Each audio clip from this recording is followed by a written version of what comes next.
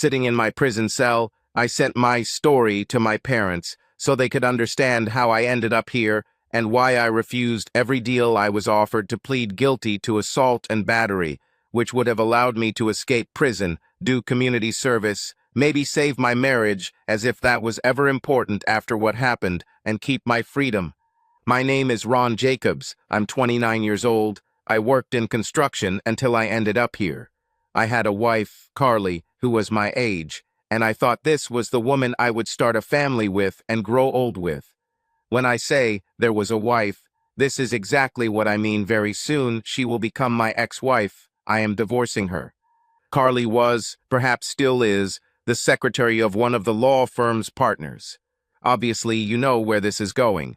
These bastards often keep a vixen at home to strengthen their family tree, but any bitch with a pulse under 50 is an easy target, and if they need to exploit their position, so what? They can use the law to get most things the way they want, and often have the money to get their way. This particular bastard was Randolph Weissman. His father founded the company, and Randy was always on top until he made too many mistakes. Honestly, I could see why women liked him. He was about 6 feet and a few inches tall, weighed about 200 pounds, was very fit, had a perpetual tan, and was just under 40. An attractive package, as my wife has told me several times. It never bothered me. After all, I also sometimes complimented some of our friends, or even random women we saw. We never pretended to each other that we were the only ones out of 8 billion people we found attractive. Carly never gave me any reason to doubt her fidelity. I thought we were as close as we could be and lived for each other.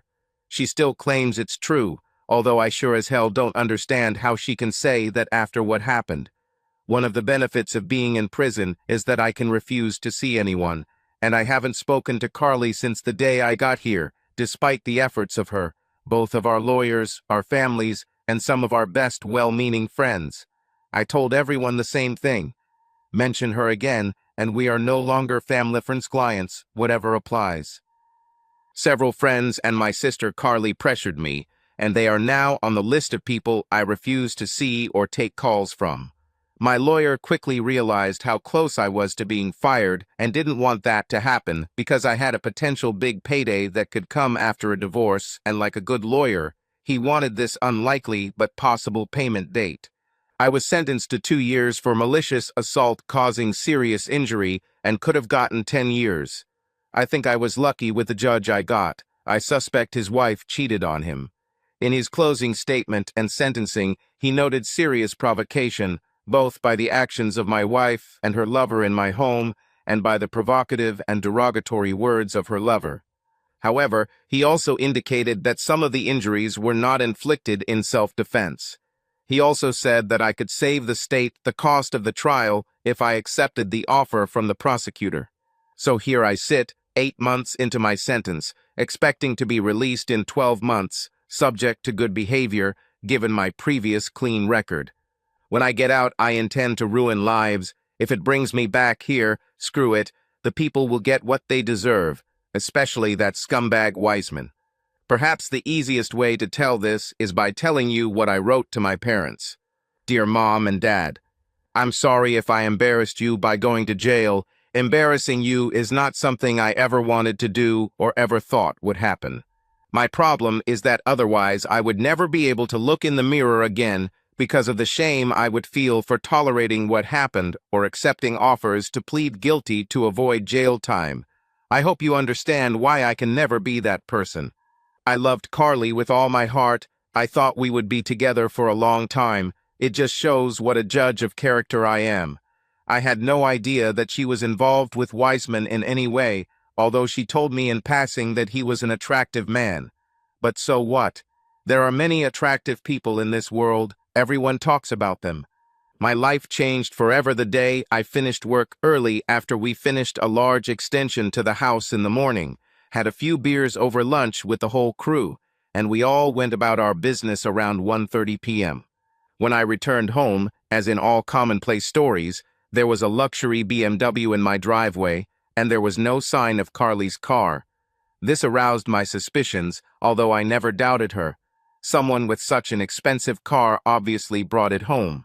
As soon as I entered our quiet house, I heard a noise from above and went up to our bedroom.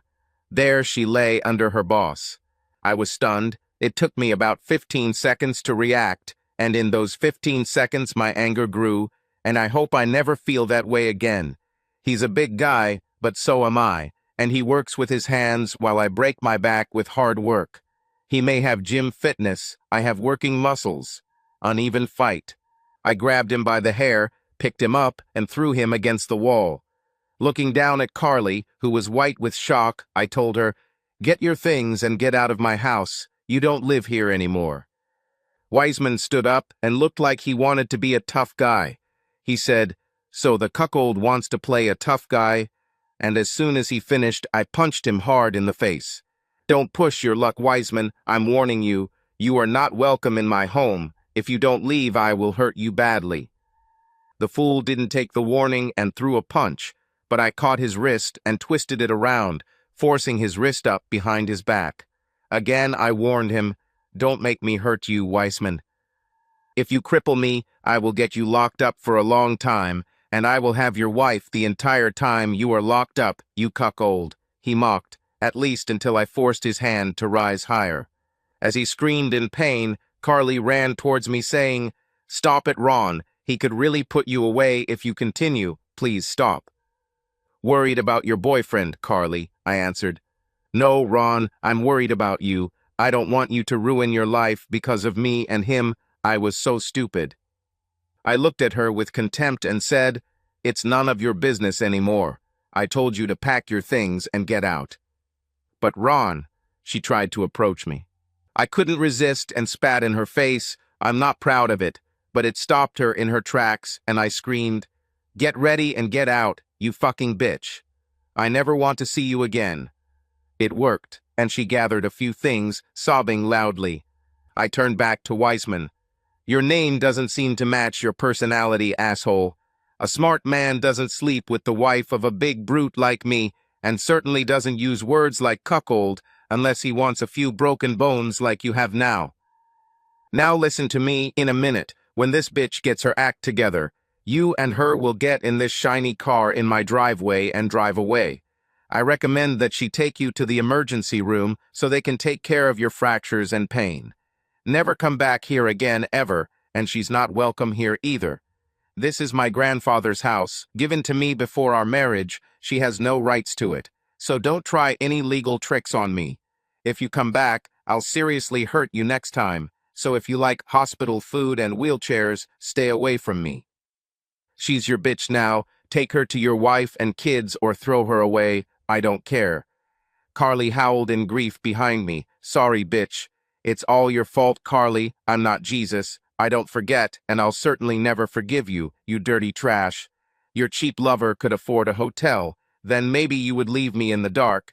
But maybe you're just a cheap treat, not good enough to spend money on you. Just take you in your husband's bed, right?" I hit Wiseman hard between the legs. "Was it your idea, bastard, to do this in my bed? Give me any more reason, and I will completely ruin your life. Mom and Dad, excuse my language, but I wanted you to know how things went down between me and Carly. Of course, as you know, I'm divorcing her. I'll be a free, single man when I get out of here. I will never look at her again. My last memory will be of me spitting in her face. That's what she deserved. I know you all got through it, but I will never get married again. I will never be able to trust a woman again. Sorry, Mom. But I trusted Carly 100%, and this is where it got me. As you know, I was arrested that night, and from then on the farce began. Wiseman wanted to make good on his promise to put me in jail. He got detailed reports of my injuries for the sheriff. He sued me through his friend at the Dawes office. The charges included malicious assault with serious consequences of 10 years in prison, and he forced Carly to file an assault report for spitting in her face. I was detained, as you know, and then the dance began. I was told that Carly withdrew the assault charge on her own. It was a minor case anyway. I hired a lawyer, and he came to me with an offer from the prosecutor. The offer was that I could plead guilty to simple assault and agree to a 6-month sentence, suspended for 3 years with an obligation to pay Wiseman's medical expenses. There were two conditions to this offer. One, Wiseman insisted that I sign a non-disclosure agreement about what happened between us. Apparently, he just told his wife that he was attacked. Two, I will agree not to divorce Carly until we have completed 10 sessions of reconciliation counseling. The two scammers wanted me to give them a way out. This would never happen. I turned down the offer and decided to take my chances in court. My lawyer told me that this was a good offer and that avoiding prison after the injuries I inflicted on Wiseman was a great result, and that if the trial went poorly, I could do 10 years. I asked him if he understood the principles, what happened in my home, how Wiseman tried to humiliate me in my own home, in my own bed, with my wife. There was no way that I wouldn't get my piece of flesh, despite my personal circumstances. Prison didn't scare me. I was big and strong. I could take care of myself. And when I got out, well, an ex-con could find a job in construction. What I was not going to do under any circumstances was sign a waiver of the right to retaliate, to ruin their lives, and certainly not to attend reconciliation sessions with Carly. She was dead to me. Days passed, and I was told that I had a visitor. You guys visited me a couple of days ago, and I assumed it might be you again. But when I was brought into the room, they brought Carly, and I started shouting, "Guard." They came in to see what was wrong, and I told them to never let that bitch near me again. She started to protest that she was my wife, but they took her out, saying that I don't have to let anyone in if I don't want to. I asked my lawyer to come and start the divorce process.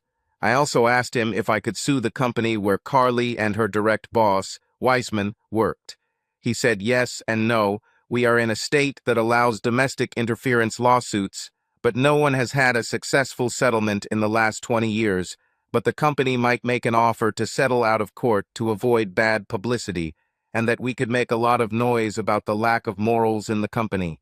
I asked him what would happen if they offered me a deal to end the matter before or after our divorce. He said it's simple. Wait until after the divorce. You want minimum assets when the divorce is finalized. Your home is safe, but she will receive 50% of any other assets. So it will be later, after the divorce, if you talk to her. Please don't mention anything I told you. I know you both loved her like a daughter, but don't let me down on this. Mom and Dad, I love you both. This won't be forever. And that was all. I hope they would understand now that they had the full story, and not what Carly and some so-called friends were telling them who thought I should forgive her. Before my release, I had a problem with divorce. Carly refused to agree to a divorce unless I either agreed to counseling as previously suggested or allowed her up to 3 one-hour visits in which I would have to agree to discuss with her.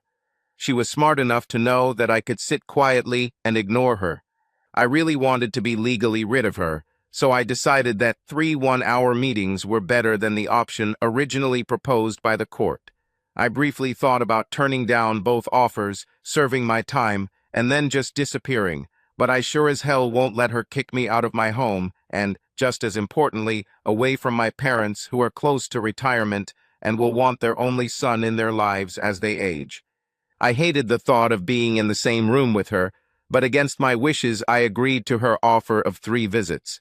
Ruin your life, find the woman you deserve, have a family, and make you both happy. Make your parents proud, live a wonderful life. I wish it were me, but I'm too stupid to live, although I don't have the courage to do what I should. I hope one day you can think of me and smile for what we had and not for how I ruined everything. I said what I needed to say. Now I'll leave. Just understand that I ruined my own life. Please don't let me ruin yours. I will always love you. Goodbye, Ron. I felt pretty strong emotions after all of this and told her, Carly, you're right. We can never be together again. It's simple. I can never trust you.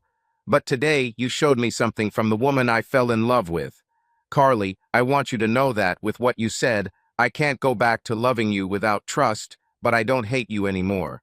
I hope you have a good life, Carly. One mistake won't make you a bad person, just a completely unsuitable person for me. Goodbye, Carly.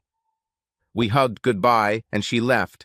I knew that what she said was difficult for her. She took all the blame on herself, admitted that she was stupid, but did not say anything that could change my decision about the divorce, and she said that she would sign the papers for divorce. There is no need for a third meeting. Carly kept her word, signed the divorce papers, and our divorce was approved and awaiting the final decree. Shortly after my last visit with Carly, my release date from prison was confirmed. I was released, my parents came to jail to pick me up.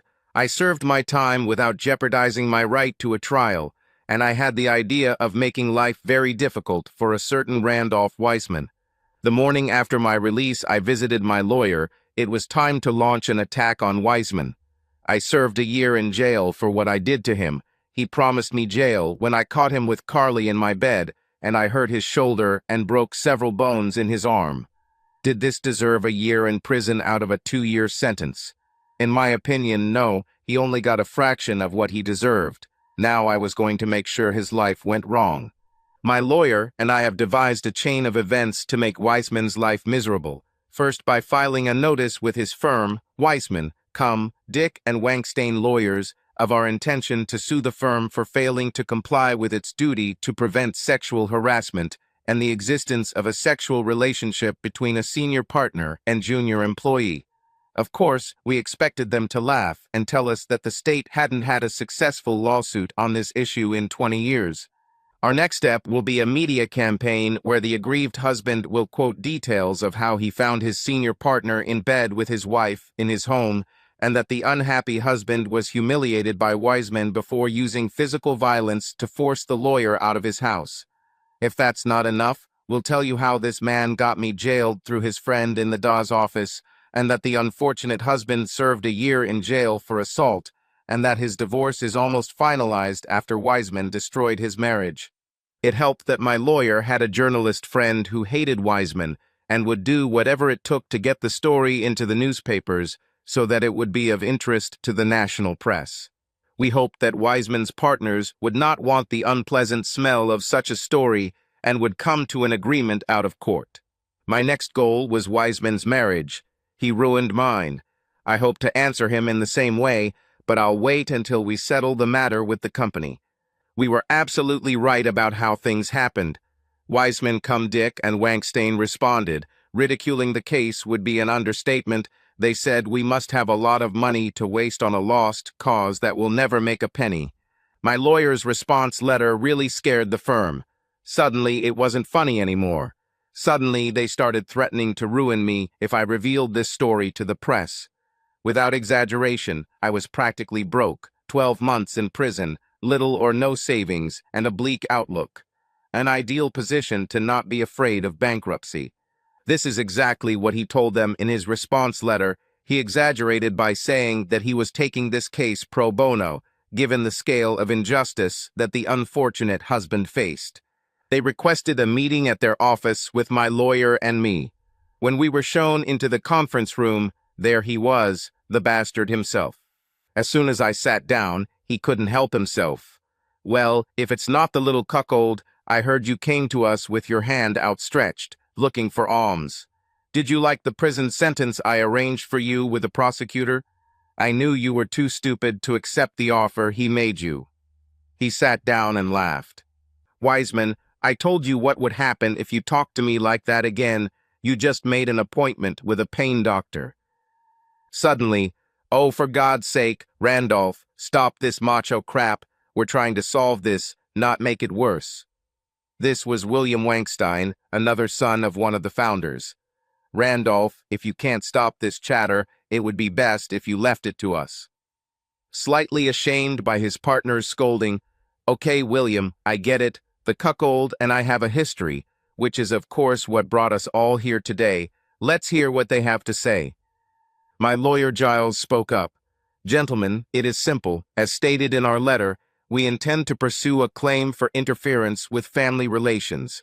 This may seem like a small matter, and we don't expect significant results, except that we will have a great opportunity, with the help of a productive journalist, to give your law firm great publicity. Although stories about a partner in the firm being cheated on and a husband being imprisoned may not be the same, what you need.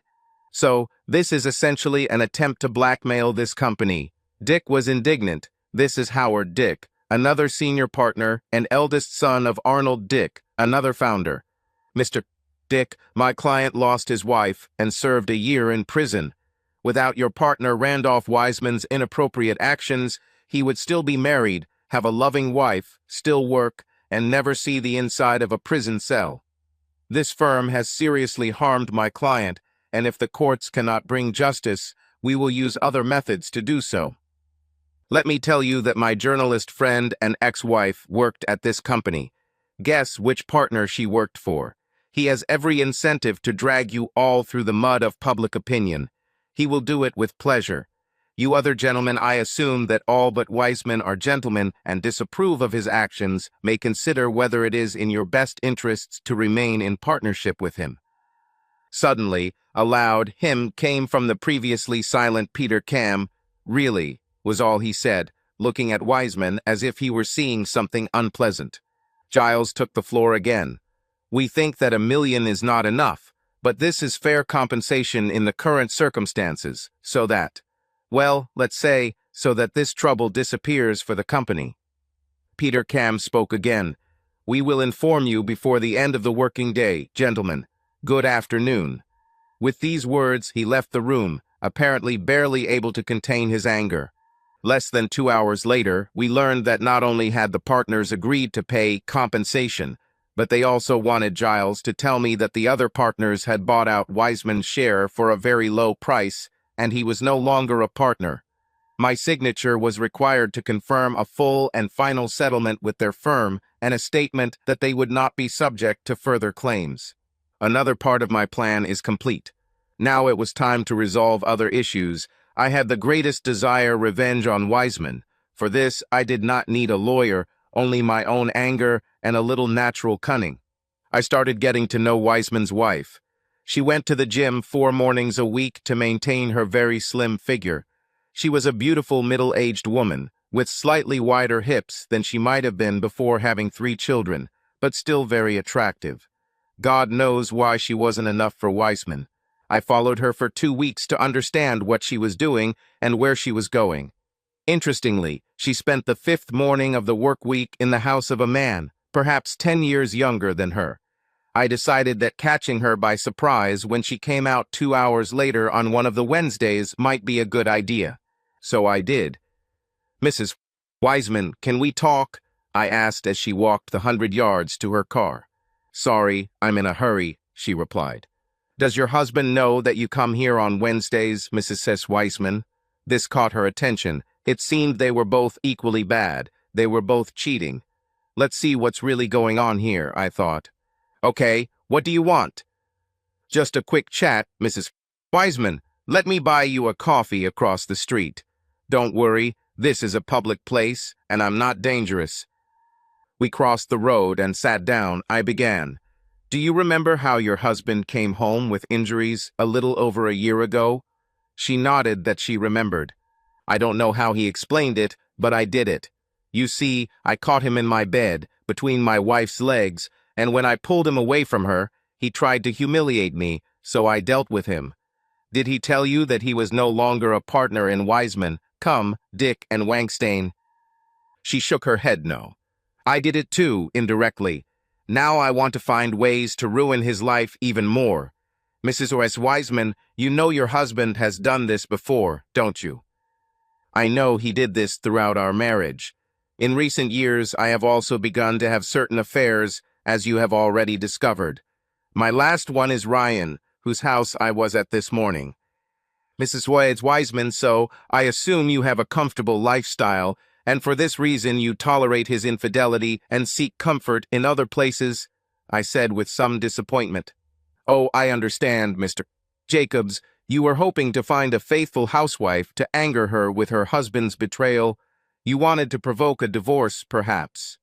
I nodded that it was so. Sorry to disappoint you, Mr. P. Jacobs. I'm way too comfortable in my existence. More importantly, I have 3 pretty young children to raise, and besides, I've been getting the best sex of my life for the last 8 years, not with my husband, of course. Ryan is especially good. Oh God, just God, I wish it was more than 1 morning a week, but I probably play to avoid getting caught, try to be careful, just not that careful, obviously, now that you know about it.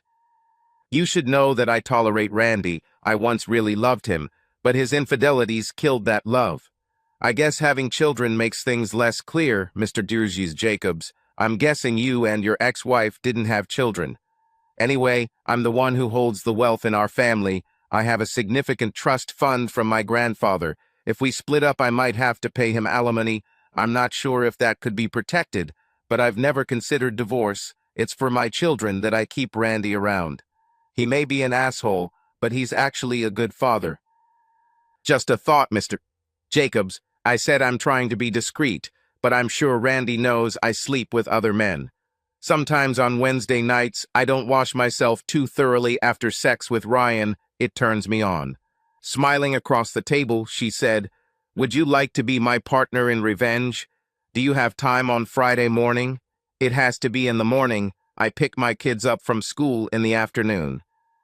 My disappointment disappeared, and I began to feel joy at the prospect. I haven't had sex since I discovered Carly with that bastard Wiseman. She offered me the opportunity to take revenge and console my passion. I said, "I know your address. I will arrive at 10 a.m. on Friday. I take it the children will be at school." She nodded. We said goodbye, and I started getting ready for Friday. I didn't expect it to be like this, but she was a beautiful woman who enjoyed sex and offered herself for my revenge. What's not to like?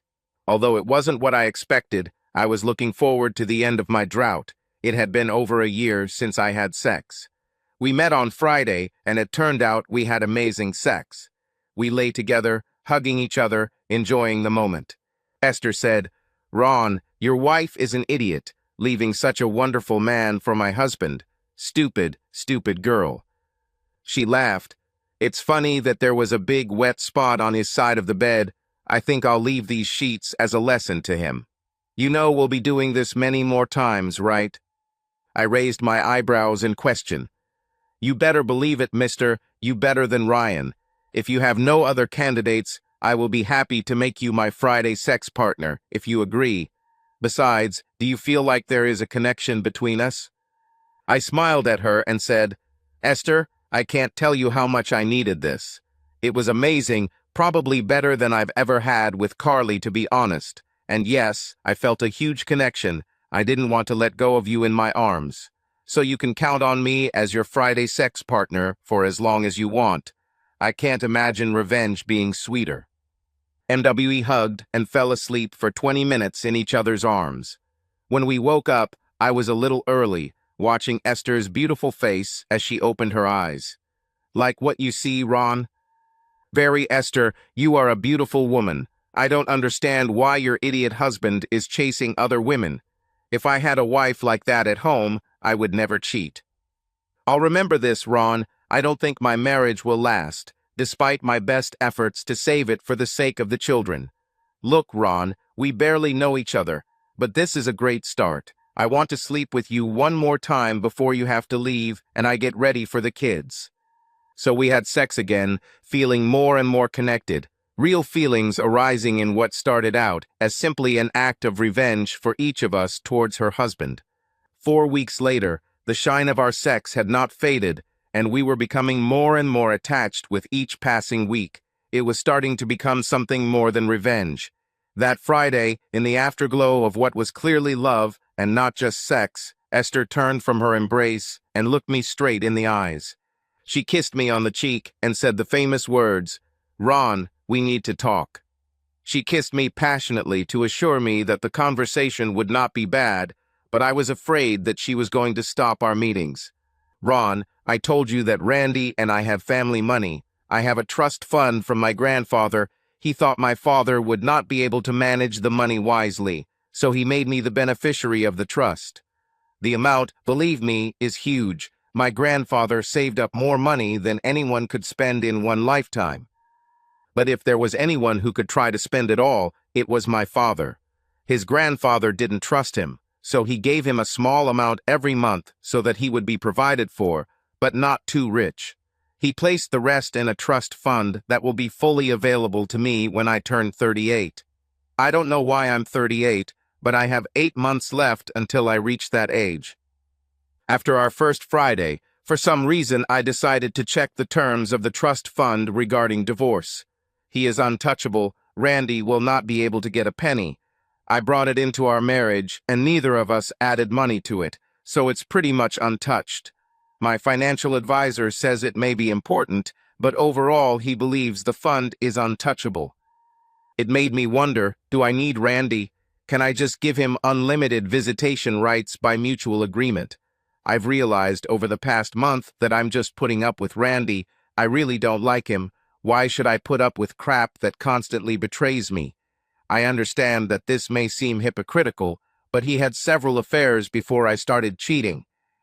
Ron, I'm not saying I want you to replace Randy. I'm saying I've developed feelings for you, and I'd like to see you on my own terms for as long as we both want. I'm happy to break up with Ryan if that's okay with you. Esther, this is probably the best we need to talk in the history of mankind. I thought you were going to tell me thank you and goodbye. I very much agree with what you're suggesting. Just like you, I think we started this as an act of revenge, but we're quickly becoming something more. We continued our meetings on Fridays until we could discuss everything properly.